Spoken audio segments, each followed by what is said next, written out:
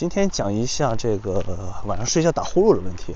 其实打呼噜分两种啊，一种就是它只是声音比较大而已啊，没有这个呼吸的这个间停啊。我之前就有，它是怎么回事呢？从去看那个耳鼻喉医生啊，他发现我有这个问题，然后就给开了一套比较简单的仪器设备，它可以监测你的这个心跳、血氧量，就晚上睡觉的时候要带上它。这个需要自己付一部分费用，大概好像50欧吧。这个事情是3年前的事了。通过这个一晚上的监控呢，会发现你的血氧量、你心跳还有等等一些血压什么的。我的血氧量当时大概是67%啊，因为我不懂啊，当时也不懂。然后大夫看了之后说：“哎呦，你这个随时都有可能这个死啊，脑中风、心梗这些都有可能发生，很危险。”那我问他，那应该怎么办啊？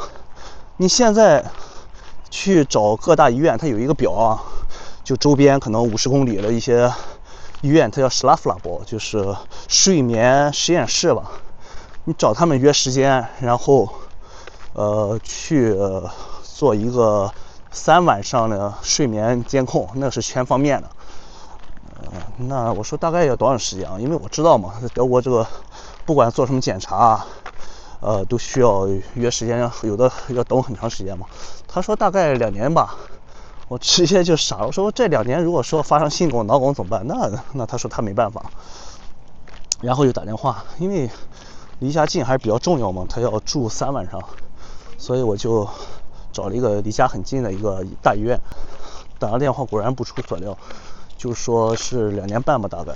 他运气还不错，等了2年之后，就是有一天下班了都给我打电话，明天能不能来？我说能来，马上到。第二天直接给我头发了邮件啊，说明天不能上班了啊，因为要做这个啊。第二天去了，他做这个检测就是全方位的啊，有头上脑电波也会监控，你看一下这个图啊。做了3天之后，戴上这个面罩啊，就是个呼吸机吧，我叫呼吸机吧，暂且，就特别好啊，睡眠质量、血氧量达到96%以上，就很正常嘛。其实这个问题是什么啊？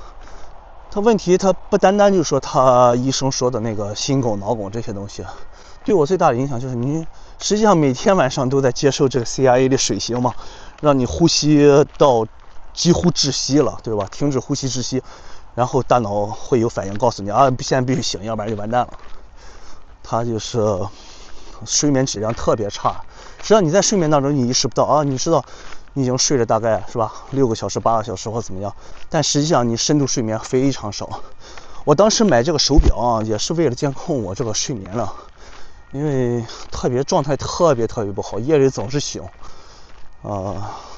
自从戴上呼吸机之后呢，这个真的是整个人都改变了。我觉得这个生活质量绝大提高了，人也不再那么烦躁啊、暴躁啊，这些都有很大的改进。所以做这期视频嘛，希望对大家有帮助。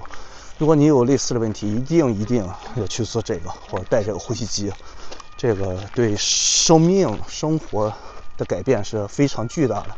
只有亲自体验才会知道啊，睡眠真的是非常重要。好，谢谢大家。